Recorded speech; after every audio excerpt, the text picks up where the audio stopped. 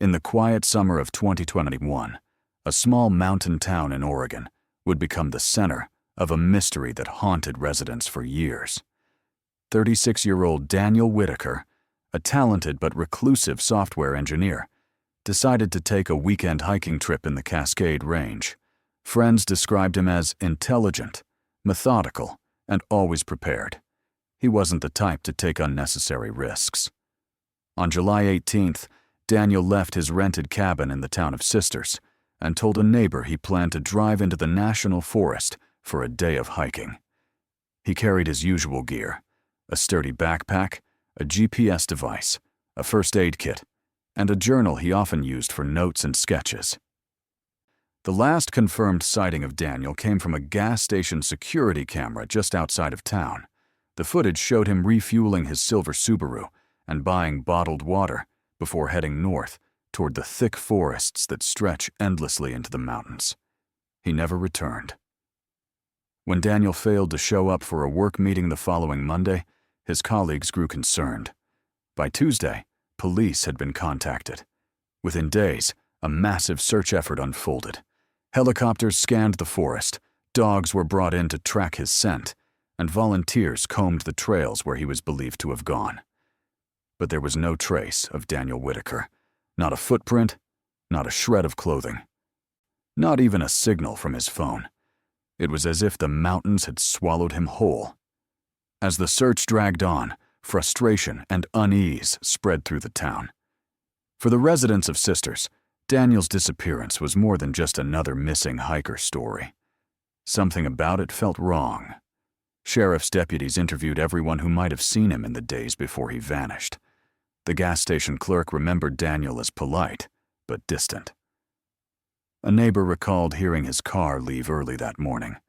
Beyond that, the trail went cold. The forest was unforgiving. Search teams covered dozens of miles on foot, but the Cascades are a labyrinth of ridges, canyons, and thick undergrowth. Missing hikers are not uncommon there, but the complete absence of any trace disturbed even the most experienced rescuers. Within 2 weeks, the official search was scaled back. Local newspapers began to speculate. Some suggested Daniel might have staged his own disappearance.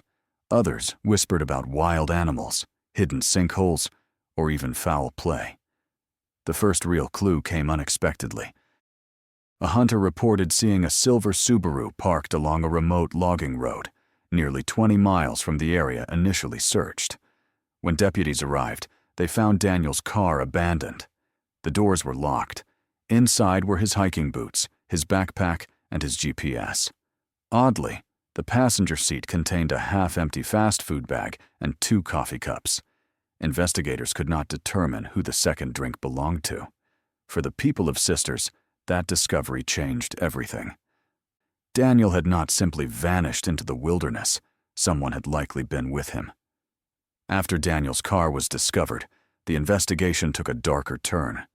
What had started as a missing hiker case began to look more like a crime. Detectives learned that Daniel had been spending time with an old college friend, Ethan Miles, who had recently moved back to Oregon.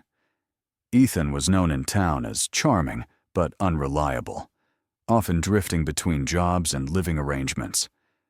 Several residents reported seeing Ethan with Daniel at a local cafe just a week before the disappearance. They appeared deep in conversation, their voices low, their expressions tense.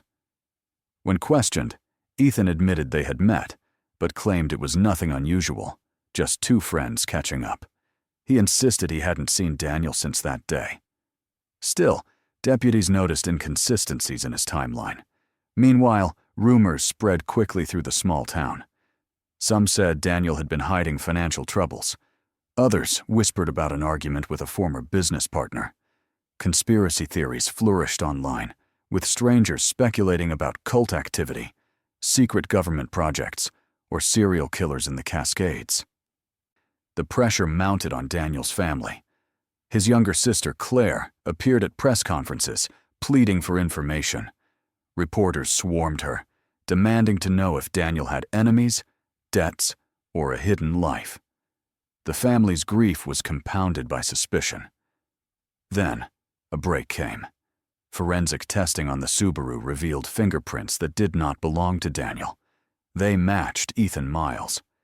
When confronted, Ethan insisted he had borrowed Daniel's car briefly to pick something up, but returned it the same day. Investigators weren't convinced. To them, it looked like Ethan knew far more than he was saying. Detectives continued to peel back the layers of Daniel's life, searching for anything that could explain his sudden disappearance. While Ethan Miles remained their prime focus, he wasn't the only shadow on Daniel's past. Investigators uncovered that Daniel had recently withdrawn nearly $15,000 in cash from his savings account. None of his friends or family knew why. The money was never found in his home, his car, or his belongings. A second disturbing clue emerged from Daniel's journal, which had been left behind in his cabin. Most entries were filled with sketches of mountain landscapes and notes about hiking routes. But the last 2 pages were different. His handwriting became jagged, rushed. The final words written were chilling. "If something happens to me, it won't be an accident. Someone is watching." That revelation electrified the community and the press. Daniel hadn't simply vanished, he had felt threatened. Meanwhile, deputies began tracking Ethan's movements more carefully. Cell phone records placed him near the forest logging road where Daniel's car was abandoned. Despite Ethan's insistence, he hadn't been in that area. Even more suspicious, a witness came forward, a Forest Service worker who recalled seeing 2 men arguing near an old sawmill site on the very day Daniel disappeared. One of them, he said, matched Ethan's description. Confronted again, Ethan's story shifted. This time, he admitted meeting Daniel in the woods, but claimed they had argued over money Daniel supposedly owed him. According to Ethan, Daniel stormed off into the trees.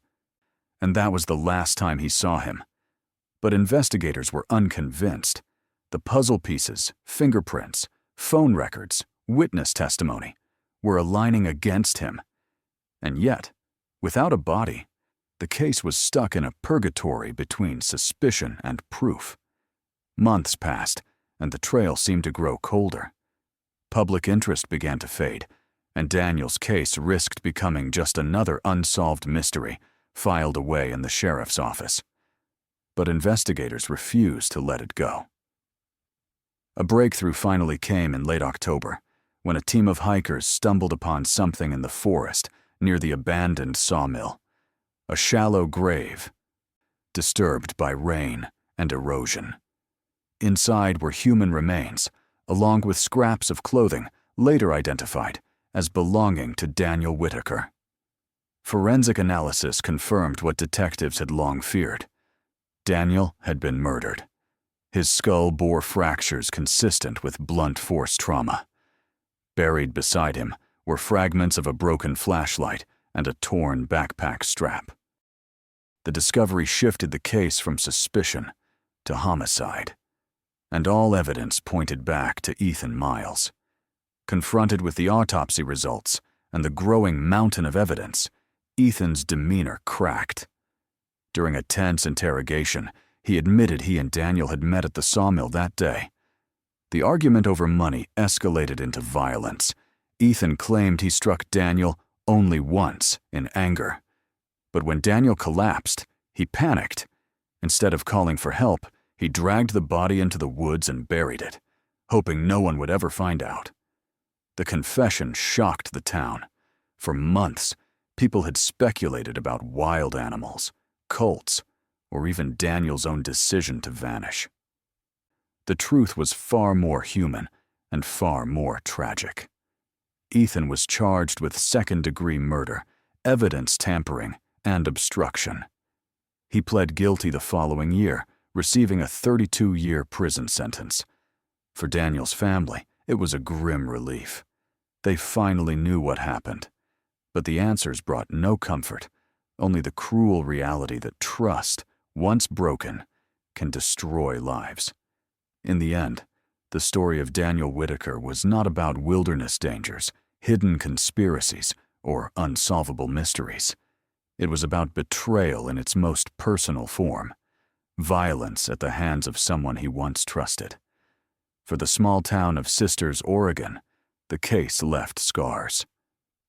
Residents who once felt safe wandering the trails now looked over their shoulders. The abandoned sawmill became a grim landmark, a reminder of the tragedy that unfolded there.